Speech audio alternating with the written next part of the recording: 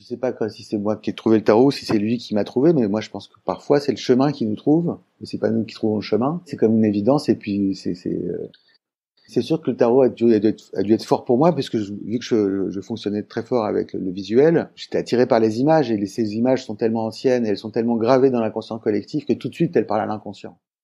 La petite voix, la petite voix, la petite voix, la petite voix. Bonjour, je suis Herveline et j'ai le plaisir de vous présenter La Petite Voix, le podcast qui donne la parole à ceux et celles qui nous font du bien. Ils sont psy, sophrologues, magnétiseurs ou autres et se consacrent à notre bien-être et à notre développement personnel. Que vous soyez sceptique ou convaincu, vous serez sûrement curieux de leurs histoires. Quel chemin ont-ils parcouru pour choisir ces métiers dédiés aux autres ? En quoi consiste leur pratique et que leur apporte-t-elle ? Voilà les questions que je vais leur poser lors de ces conversations intimes, sans blabla. Des conversations qui vont nous éclairer, nous inspirer. Si vous aimez ce podcast, parlez-en autour de vous et dites-le moi avec des étoiles sur iTunes. N'oubliez pas aussi de vous abonner pour ne rater aucun épisode. Alors, prêt à écouter La Petite Voix pour entendre la vôtre ? La Petite Voix, le podcast, c'est parti ! Tomber 7 fois, se relever 8. Avez-vous lu ce magnifique livre de Philippe Labro, dans lequel le journaliste évoque ses années de dépression ? Eh bien, mon invité du jour me fait penser à ce livre. Pas seulement à cause de la dépression, mais parce que, comme dans le titre, il a vraiment vécu plusieurs vies. Chacune se terminant brutalement, mais chacune ouvrant aussi un nouveau chapitre. Aujourd'hui, et depuis quelques années déjà, Arnaud Malherbe est tarologue à Paris. Il envisage les arcanes du tarot, ces cartes aux symboles forts, comme un outil de découverte de soi. Un outil pour y voir clair à des moments de transition où l'on se pose des questions sur sa vie professionnelle, sa vie amoureuse, etc. Pour Arnaud, il ne s'agit donc pas d'un outil divinatoire, mais comme il le dit si bien, le tarot permet de mieux se connaître dans le présent pour construire son avenir en pleine conscience. Si vous avez envie de découvrir l'approche du tarot dans une version moderne et même initiatique, vous allez trouver cet épisode très éclairant. Avec Arnaud, nous allons parler de vie de bohème bercée par la musique, de grands ménages dans sa vie, de colère que l'on retourne contre soi et de cartes qui accompagnent de véritables prises de conscience. Bonjour Arnaud, bienvenue dans La Petite Voix. Bonjour Herveline, merci de me recevoir. Mais je t'en prie, est-ce qu'avant de commencer à parler de tarot, est-ce que tu peux te présenter en quelques mots s'il te plaît ? Oui, alors je suis Arnaud Malherbe, j'ai 44 ans, je suis né, j'habite à Paris, et voilà, je suis tarologue, astrologue, vraiment depuis un bon bout de temps, mais maintenant vraiment j'en fais mon activité à fond depuis plus d'un an. Waouh, ok. Donc si à 44 ans tu te lances dans cette activité-là, c'est que tu as cheminé avant et ça tombe bien puisque c'est tout l'objet aussi de La Petite Voix. Moi, j'ai envie de comprendre comment on devient un jour tarologue. C'est quand même assez étonnant. Est-ce que tu peux me dire un peu quel a été ton parcours et comment tu as commencé dans la vie professionnelle ? Alors comment on devient tarologue, ça je peux pas te dire, ça s'est fait un peu si tu m'avais dit il y a encore je sais pas 7-8 ans que j'allais être tarologue ou astrologue, j'aurais pas trop cru parce que bon voilà, j'ai un parcours un peu atypique, donc je suis né à Paris et j'ai commencé surtout tout jeune à être intéressé par la musique. Ouais. J'ai un grand frère qui était à fond dans le rap, qui a importé le rap en France, qui était DJ, qui m'a lancé dans ma passion pour la musique. Je suis tombé amoureux du rap et j'ai commencé à être DJ en fait. Tout simplement, c'était ma passion quand j'étais petit, c'était être DJ, c'était le hip-hop. D'accord. Et c'est amusant, tu dis donc c'est ton grand frère qui t'a initié un peu au rap. T'avais quel âge quand t'as commencé à découvrir le rap et à te découvrir une vraie passion pour la musique ? J'ai eu mes premières platines, j'étais tout jeune en fait, mais c'était aussi avec le début du rap français, quoi, l'explosion des premiers groupes de rap. Bon, les plus connus, NTM, IAM, etc. Et donc moi j'étais fasciné par ça et tout de suite moi c'était les platines, le scratch, le rap, etc. Donc ça a bercé ton adolescence et le début de ta vie d'adulte ? Ouais, complètement. Et puis bon, c'est vrai que je faisais pas mal d'écoles buissonnaires pour aller taguer dans le métro, pour voilà, donc j'étais enfin c'est mon frère, mais c'était mon demi-frère en fait, donc j'habitais pas avec lui, moi j'habitais seul avec mes parents, j'étais fils unique, donc moi je préférais plutôt être dehors avec les copains, puis aller skater, taguer, etc. Et puis on se retrouvait pour faire des petits jams improvisés. C'est moi qui était derrière les platines. D'accord. Et alors, je peux pas m'empêcher, la maman que je suis peut pas s'empêcher de te poser la question, comment tes parents vivaient tout ça? Ils m'ont laissé beaucoup de liberté finalement. J'ai peut-être un petit peu trop. Après, le fait que j'ai des platines chez moi, je sais que mon père en avait marre, quoi. Je mettais tout le temps le son à fond, quoi. Donc arrête avec ton boom boom, arrête avec ton boom boom, etc. Et puis voilà, j'ai une scolarité un petit peu en dents de scie. Et puis après, un peu plus tard, donc là c'est vers l'âge de 20 ans, enfin à peu près, quoi, même un petit peu avant, 18 ans. C'était ma rencontre avec ma première rave party, quoi, la house et la techno qui vraiment sont rentrés à fond dans ma vie. Et là après, ça a été un début de carrière dans la musique pour moi. C'est à ce moment-là, donc en fait, t'étais jeune quand tu t'es dit que c'était sérieux et que tu voulais en faire ta vie. À aucun moment t'as envisagé des études classiques, je sais pas, école de commerce, fac de droit? En fait, j'ai rien envisagé du tout, mais c'est par la force des choses que je me suis retrouvé justement à la chambre de commerce et à faire un BTS de commerce international, etc. Pour moi, c'était par obligation, mais pas du tout par goût, par désir de faire un métier, parce que ça m'intéressait pas. Tu savais déjà que ça t'amènerait à rien. En tout cas, parce que tu le voulais pas, quoi. Voilà, je le voulais pas. Donc, voilà, je suis pas allé au bout de ce BTS et finalement, je me suis inscrit dans une école d'ingénieur du son. Ok, on se rapproche un peu là, voilà, du coup. Voilà. Et puis c'est à cette époque-là, j'ai acheté mon premier sampler, etc. Et puis j'ai commencé à composer. Et à une époque où c'était aussi le début de la French Touch, qu'on appelle la French Touch, et les premiers groupes avec les Daft Punk, etc. Et puis tout un mouvement des premières raves à Paris. Ça, c'était en 2001. J'ai pu signer sur un petit label, un premier disque. C'est vrai que pour gagner sa vie avec cette musique, il y a peu d'élus. Et donc c'est à cette époque-là, finalement, j'ai trouvé un premier taf qui était pour moi là, au début, je m'étais dit ce sera un petit job pas longtemps, donc je suis devenu disquaire à la Fnac. Ok, bon, ça avait du sens avec ta passion, ouais. Alors ça avait du sens, je me suis dit que j'allais rester à la Fnac 2-3 ans et tout ça, mais j'y suis resté 10 ans. Ok, 10 ans à la Fnac. Ton rêve, c'était de devenir vraiment artiste et de vivre de ta musique? Tu pensais que ça pouvait arriver un jour? Bah, je pensais que j'allais vraiment développer une carrière. J'en ai développé une petite, mais c'est vrai que j'ai pas eu c'était une musique quand même d'initié, un peu underground. On ne devient pas tous Daft Punk ou David Guetta ou Laurent Garnier. Voilà, j'étais assez insouciant en fait quand même. C'était un peu une vie de bohème, quoi. Je gagnais pas beaucoup de sous, quoi. Mais j'avais quand même la satisfaction de sortir de la musique, d'être sélectionné sur des compilations, d'entendre ma musique jouer un petit peu partout dans le monde, de pouvoir tourner un petit peu, etc. Donc c'était quand même chouette, quoi. C'est vraiment la passion qui fait vivre, quoi. Ouais. Donc en fait, t'étais heureux quand même à cette époque. Je vivotais, mais j'étais heureux, oui. J'étais passionné, on va dire. Est-ce que la passion rend heureux? Elle peut être aussi un peu temps déchirante parce qu'on essuie aussi des plâtres, certains échecs. Des disques qui marchent pas, des disques de problématiques de distribution, enfin bon. Mais tout a roulé comme ça jusqu'à un certain temps, quoi. Ah. Et qu'est-ce qui a fait qu'à un moment ça n'a plus roulé, justement? Une première dépression, finalement, vers 28 ans. Quand même, une dépression à 28 ans, au moment où, tout en même temps, quoi, j'ai perdu, ma petite amie m'a quitté, j'ai perdu mon père est décédé, et puis il y a eu un plan de licenciement à la Fnac, je me suis retrouvé au pied du mur et ça a été une première épreuve dans ma vie où je me suis rendu compte qu'il y avait un gros ménage à faire sur le passé, etc. Et puis la première rencontre avec des thérapeutes, en fait. Ah, donc là, tu mets le mot de dépression, c'est quand même... Enfin, là, on touche à quelque chose d'assez grave. Ça veut dire que t'es tombé assez bas dans le mal-être. Ouais, j'ai un souvenir terrible de cette première dépression. C'était vraiment quand on souffre à ce point-là, quoi, les quatre genoux par terre, quoi, de pas pouvoir de devoir réapprendre à manger, aller aux toilettes, etc. tellement on a perdu le sens de la vie, quoi. Ah oui. Et pourquoi tu t'es tourné vers des thérapeutes? Alors évidemment, ça n'allait pas, mais est-ce qu'autour de toi, c'était quelque chose dont on parlait, de faire appel à un thérapeute si ça n'allait pas, ou quand on avait des questions de vie? C'était tout nouveau pour moi. Ma mère a bien compris dans quel état j'étais. Et, elle était ouverte à tout ça, mais c'est vrai que certains de mes amis comprenaient pas, quoi.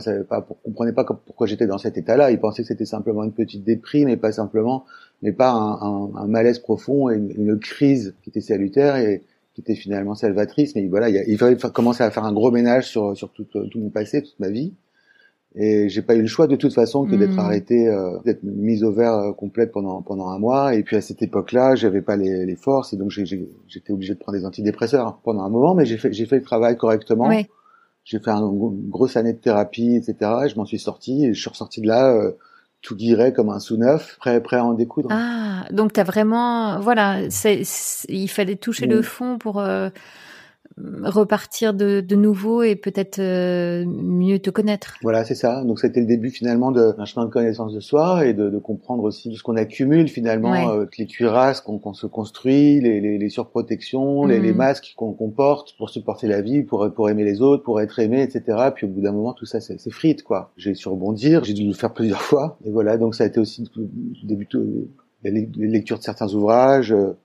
Et puis l'intérêt pour d'autres choses. Tu parles d'intérêt pour d'autres choses? Tu penses à quoi?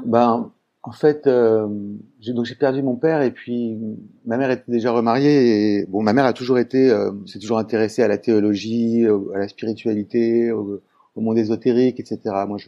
En tout cas, oui, Ouais. elle était remariée et elle a perdu son mari très très subitement 1 an et demi après la mort de mon père. Et elle a été très vraiment dévastée, quoi. Et puis elle a eu, vu qu'elle a toujours, enfin du côté de ma mère dans cette famille, tout petit, il faisait des séances de spiritisme. Au bout d'1 an, a réussi à rentrer en contact avec son défunt mari par écriture automatique. Wow. Moi, j'ai lu les textes, j'ai vu les conversations, etc. Donc il y a quand même, chez moi, j'ai tout de suite. J'avais pas de doute. Pour moi, c'était évident qu'il y avait une vie après la mort. C'était évident quand je lisais les échanges, etc. Voilà, c'était pas. Il y avait pas de doute. De toute façon, j'avais cette inspiration-là. J'en avais l'idée. Je savais ce que ça représentait. Là, pour moi, ça y est, C'était concret. C'était concret. Et voilà. Et puis en sortant de la Fnac, j'ai réussi à me débattre et puis à retrouver une formation longue. Et je me suis reconverti dans les arts graphiques, en fait, dans le multimédia et dans le web. Ok. Qu'est-ce que tu avais en tête du coup qu'est-ce que le Arnaud tout neuf, si je puis dire, de 29 ans, avait comme envie et comme projet à l'époque, parce que tu sortais d'une dizaine d'années de vie de bohème, comme tu as dit, ce passage à vide, cette dépression. Qui es-tu à l'aube de tes 30 ans?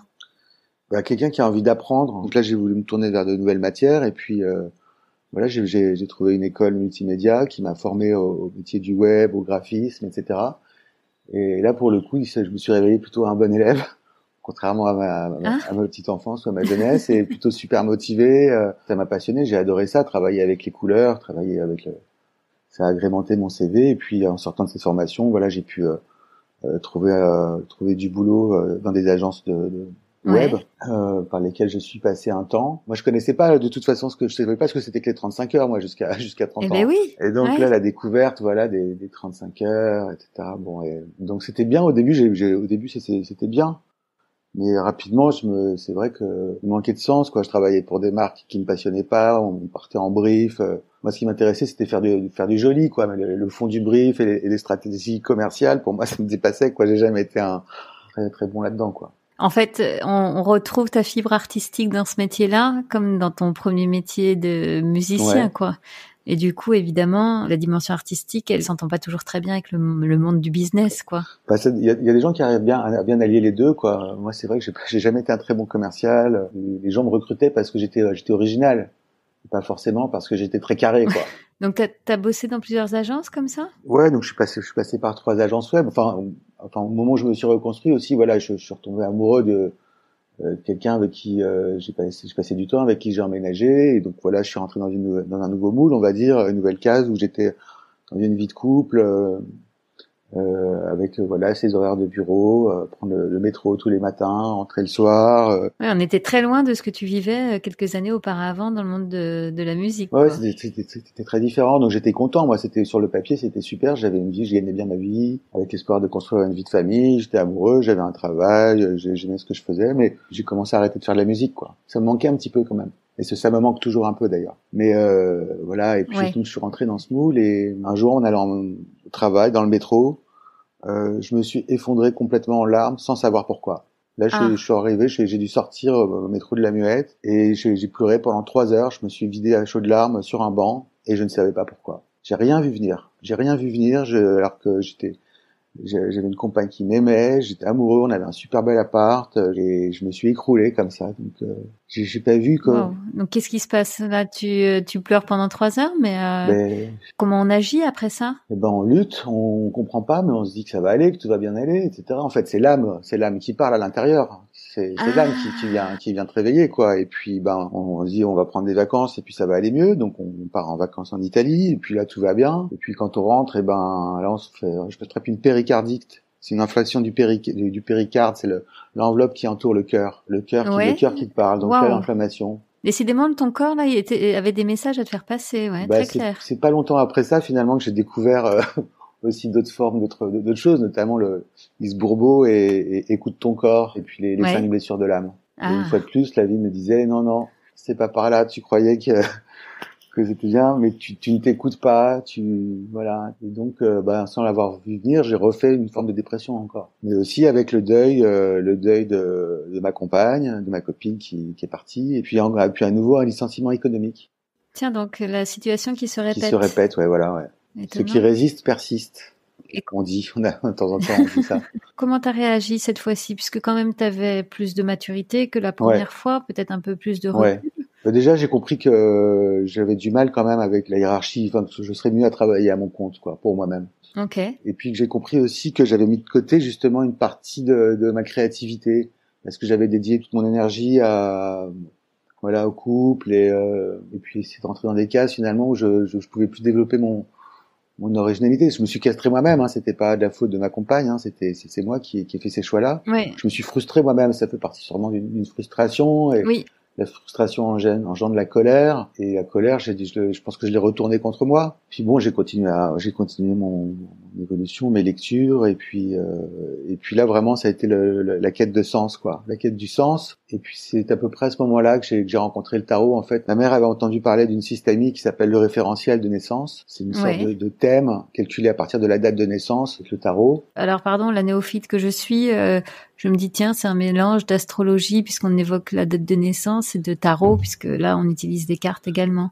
Alors c'est pas du tout, non, il y a pas de rapport vraiment avec l'astrologie, un petit peu avec la numérologie parce qu'on fait des calculs numérologiques, mais pas complètement non plus parce qu'on est sans parler trop de choses techniques, on n'est pas sur le même système. En fait, ce référentiel, c'est un outil de connaissance de soi et de décryptage, de résolution de conflits. Ouais, ta mère t'en parle? Oui, puis elle me dit, je vais te payer une séance chez cette dame qui s'appelle Zoé. Bon, elle se trouve qu'elle, en plus de pratiquer ça, elle était de Chanel, elle était canal, elle était... Médium? Voilà, ouais, elle était clairaudiente, donc elle recevait des messages, quoi. Je suis bluffé complètement par tout ce qu'elle me dit, etc., mais...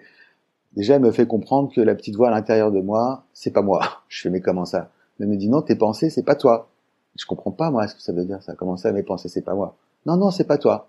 C'est ton ego, c'est ton corps mental. Il faut que tu arrêtes d'écouter cette voix qui te dit, t'as pas le droit, ou tu mérites pas, etc. Il faut que tu arrêtes d'écouter cette voix-là. Et donc là, j'ai commencé à prendre conscience qu'en effet, on avait... À prendre la distance nécessaire avec cette voix-là. Voilà, donc elle me dit, tu vois, moi, j'étais comme toi avant...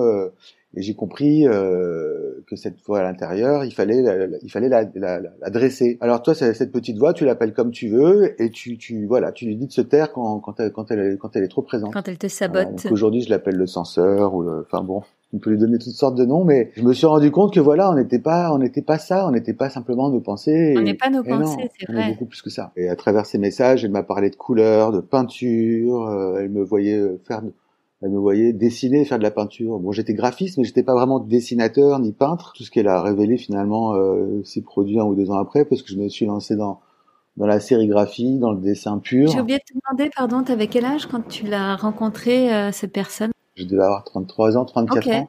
Bon, après, finalement, je suis mis à mon compte en tant que graphiste, hein. Puis à côté de ça, ça me laissait le loisir de faire de la sérigraphie, d'organiser des choses à côté. J'ai commencé à dessiner autour du tarot. Et puis à m'intéresser fortement au tarot, quand même. Et au symbolisme en général. Voilà comment il est entré dans ma vie, finalement. Ok. Donc, petit à petit, mais, c'est toi, finalement, à travers cette première séance, qui a découvert un intérêt et t'as creusé petit à petit. À chaque fois, si je comprends bien, ton intérêt n'était jamais, satisfait, tu voulais toujours en savoir plus. Voilà, c'est ça. Et le tarot, c'est vraiment l'histoire. Je me rends compte qu'il faut plusieurs vies, à mon avis, pour comprendre tout le tarot. Tellement c'est une œuvre monumentale, colossale. C'est un héritage de l'humanité énorme qui vient nous parler justement de la vie, des grands cycles de la vie, de notre évolution, de notre chemin d'incarnation. Tarot, c'est Rota, c'est la roue, c'est vraiment les cycles de vie. Et donc évidemment, je parlais tout à l'heure de la vie après la mort, mais de comprendre aussi que c'est une vie après la mort, c'est qu'il y a forcément une vie avant la naissance, c'est qu'il y a une intention prénatale, et qu'on vient ici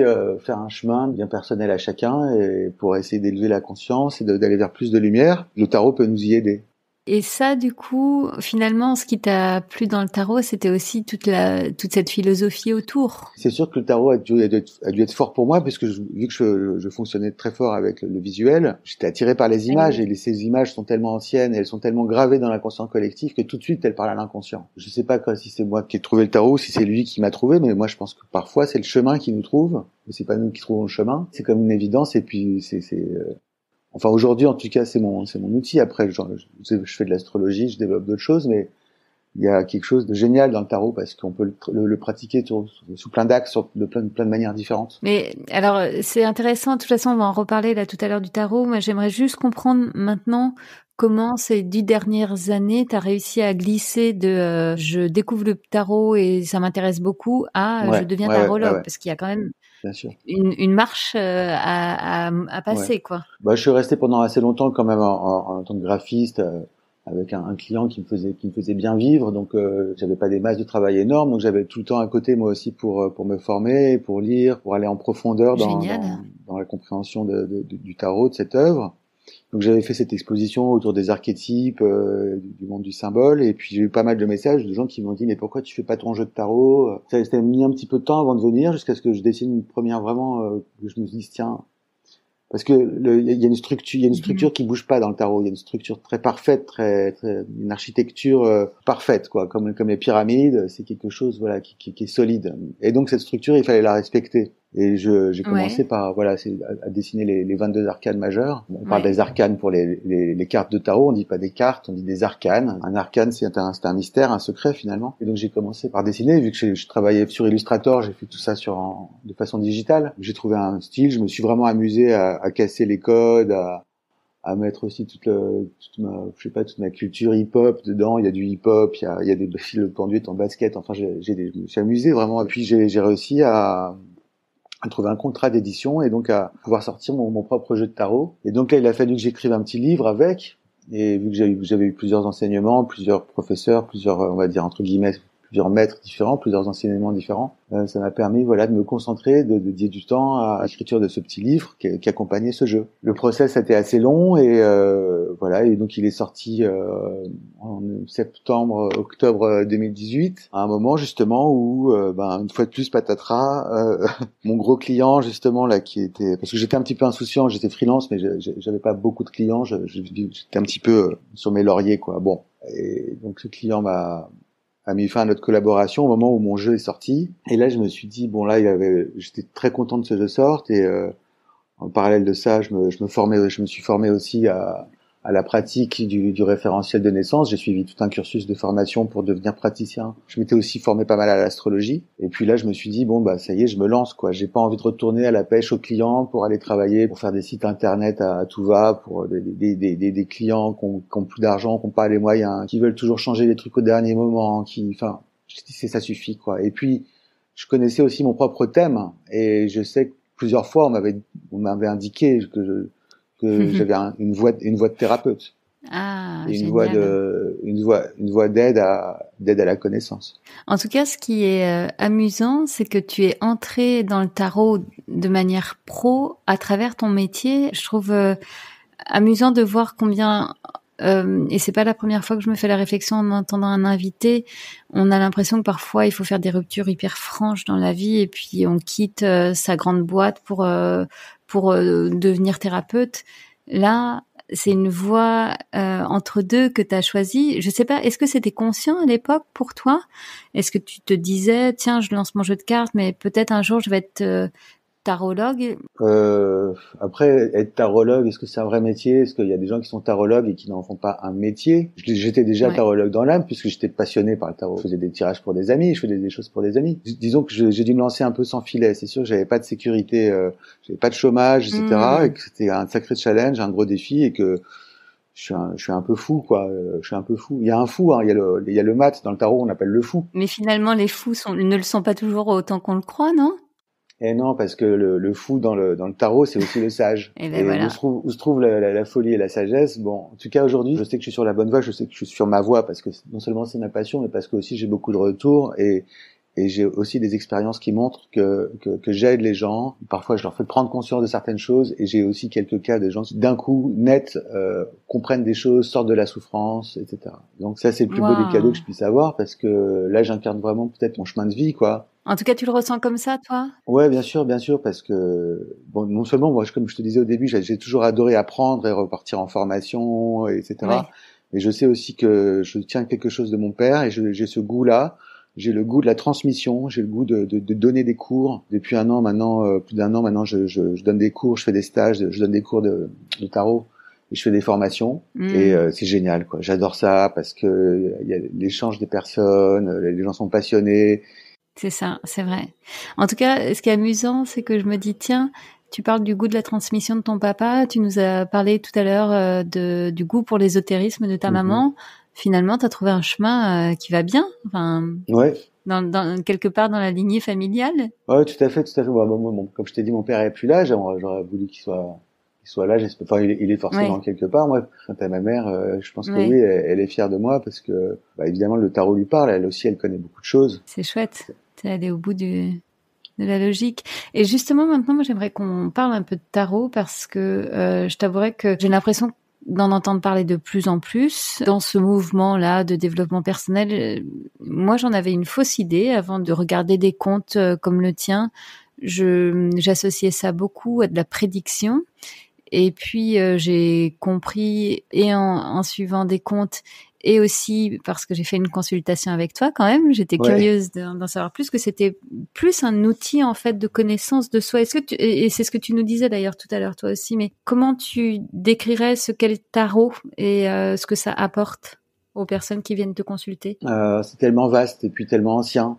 Tu parlais de divination, etc. Ça a toujours existé. Enfin, toujours existé. Il y a eu les grandes cartomanciennes, il y a eu plusieurs époques, il y a plusieurs courants, c'est comme un art aussi. Il y a plusieurs approches, il y a quand même un renouveau, et puis il y a quelque chose qui revient par rapport à ça. Il est utilisé quand même aujourd'hui beaucoup d'une façon psychologique. C'est-à-dire que à partir du moment où on suit aussi un petit peu les travaux de Jung et la connaissance des archétypes, etc.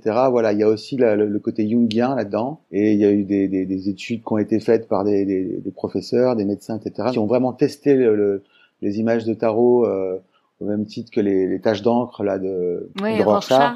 Voilà, et qui a testé, et qui se sont rendus compte qu'il y avait un impact et que c'était un outil de travail pour d'aide à la psychologie, en travail psychologique. Mais on peut travailler sur plein d'autres façons avec. En tout cas, moi je l'utilise pas du tout comme un outil de prédiction, mais de faire comprendre aux gens que le tarot ne sert pas à lire l'avenir, mais aide à le construire. Parce qu'on construit l'avenir dans le présent. Si on est bien conscient de ce qu'on vit dans le présent, on a en général les bonnes cartes en main pour ne pas se planter et de prendre la bonne direction, quoi.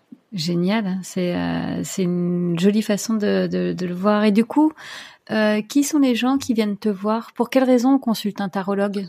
Alors c'est ça qui est super étonnant parce que tout le monde vient. C'est vrai que j'ai une majorité de femmes, mais j'ai des jeunes hommes qui viennent, qui sont dans tous les milieux, le milieu de la mode, le milieu du cinéma, des gens qui travaillent en tant que comptable à la défense, et puis bon, évidemment des dames qui viennent, qui ont déjà fait un gros travail sur elles, qui viennent par intérêt, qui viennent pour en savoir plus, qui sont soit thérapeutes, soit psychologues. Ah, c'est intéressant. Tu reçois des thérapeutes? Oui, tout à fait, parce que c'est aussi un outil complémentaire. J'ai une de mes élèves qui est venue en formation, qui est super professionnelle en Feng Shui. Voilà, il y a plein de façons de travailler avec le tarot, avec plusieurs disciplines, donc il y a des choses qui peuvent être complémentaires. D'accord. Mais j'imagine que quand on te consulte, est-ce que c'est parce qu'on est dans des moments de vie particuliers ou qu'on a une question en particulier? Comment ça se passe? Oui, alors j'ai eu ça, des gens qui sont vraiment en gros questions problématiques, par exemple, des gens qui viennent avec des questions très arrêtées, quoi. Je viens, problématique professionnelle, est-ce que je vais perdre mon emploi ou est-ce que je vais retrouver un emploi? C'est à moi, là, de savoir recadrer et de pas, justement, le tarot ne répond pas à la question est-ce que, parce que si on me pose la question c'est est-ce que, ça veut dire qu'on répond par oui ou par non. Et que l'art du tarot, c'est pas l'art de la réponse, c'est l'art du questionnement. Et c'est de comprendre que la question est plus importante que la réponse. Ça, c'est vraiment dans la philosophie du tarot? La philosophie, en tout cas, c'est dans ma philosophie et aussi dans l'apprentissage. Et je dis pas dans le prédictif, je tire les cartes. Alors voilà, les cartes, c'est ça, c'est ça, c'est ça. Non, c'est un échange. Voilà, Ok. il y a un tiers d'intuition, un tiers d'interprétation, et un tiers de psychologie. Mais dans l'échange, je suis dans le 50-50, c'est-à-dire que je fais parler la personne, j'essaie de l'aider. Le tarot, c'est juste un support à côté, quoi. Le tarot, c'est pas la finalité, c'est C'est l'outil, ce ça. qui est déjà beaucoup. C'est ça, Ok. parce qu'il y a toutes ces clés au moins dans les 22 arcades majeures, et que sur certaines Ouais. problématiques, que ce soit sentimentale, familiale, professionnelle, personnelle, etc., on va trouver justement des codes et des clés dans ces images pour faire rebondir la personne sur ce qu'elle sent, sur ce qu'elle perçoit, sur ce qu'elle ressent, et là où ça fait écho dans son vécu. Et ben parfois, c'est impressionnant de voir des personnes qui comprennent, qui captent et qui changent du tout au tout parce que voilà, une révélation, ça arrive. Ah oui. T'as eu quoi comme cas parce que c'est étonnant quand même d'imaginer que comme ça devant des cartes on puisse avoir une révélation. Ouais, j'ai une personne par exemple qui était en dépression, une jeune femme qui était en dépression, qui était suivie en psychothérapie, parce que moi évidemment ça remplace Ouais. pas une psychothérapie, hein. Bref, elle m'a écrit 3 jours après en me disant, dès le lendemain de notre consultation, là où je suis venu te voir, la souffrance s'est arrêtée, j'ai arrêté de pleurer. C'est comme si la dépression était tombée. Alors je lui dis, Elle a elle a senti senti, presque physiquement qu'elle s'était ouais, débarrassée. qu'elle s'était débarrassée d'une souffrance, ouais, en une séance. Waouh. Ouais, c'est ça. Oui, en fait, ça fait de lâcher des verrous, quoi.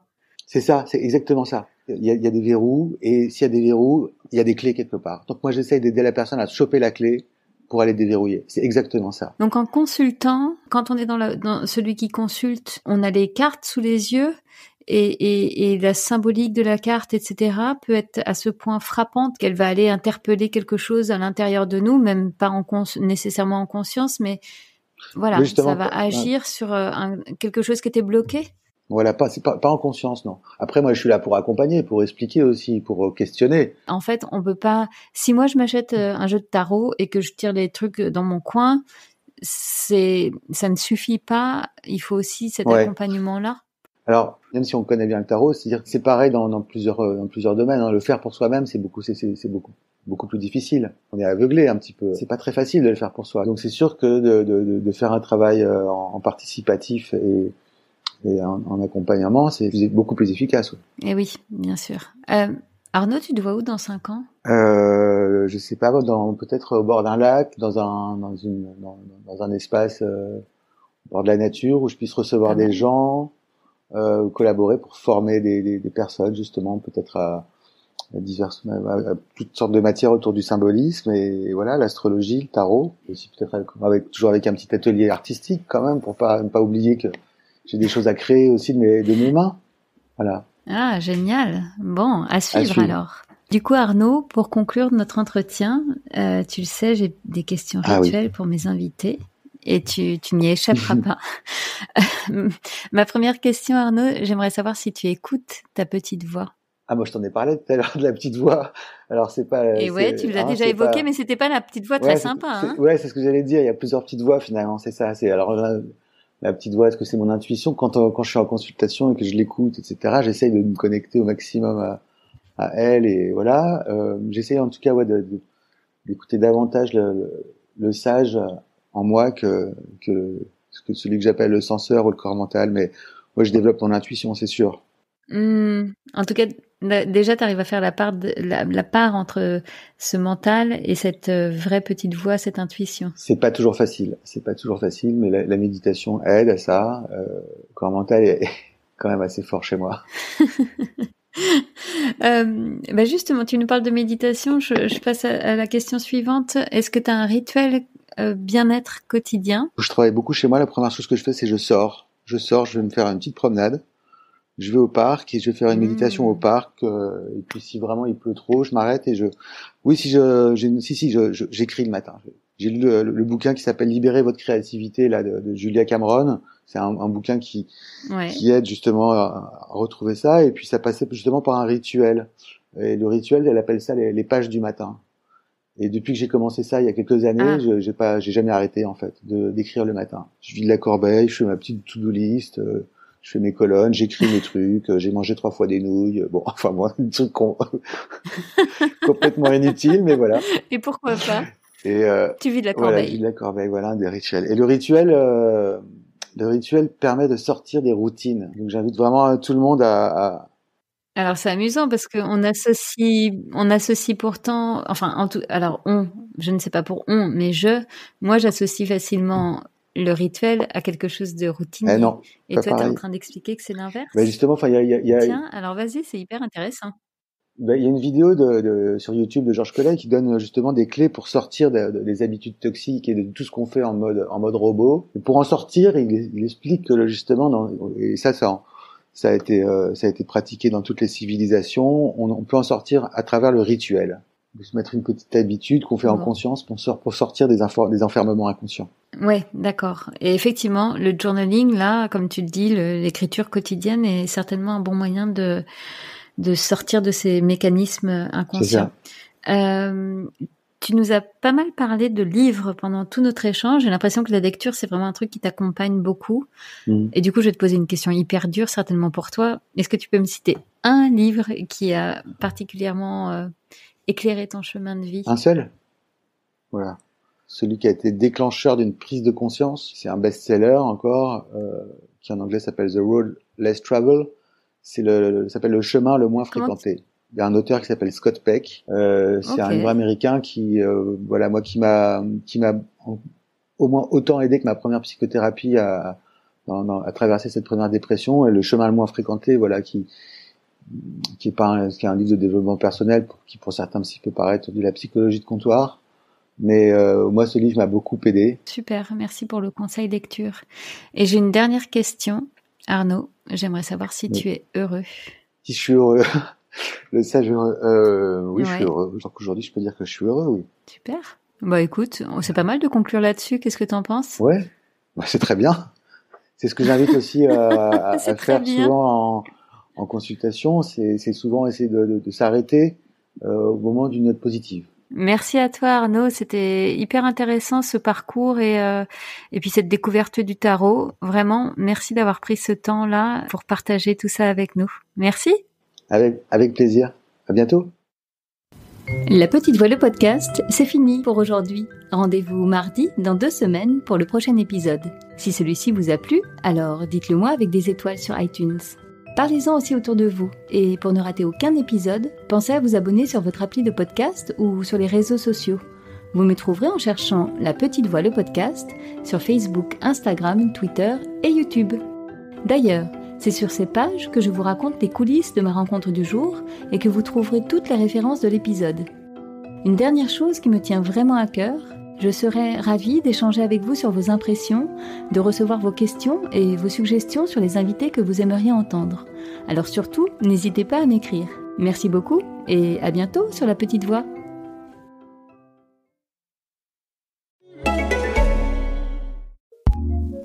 What's new in podcasting? Here's what we love, courtesy of Acast recommends.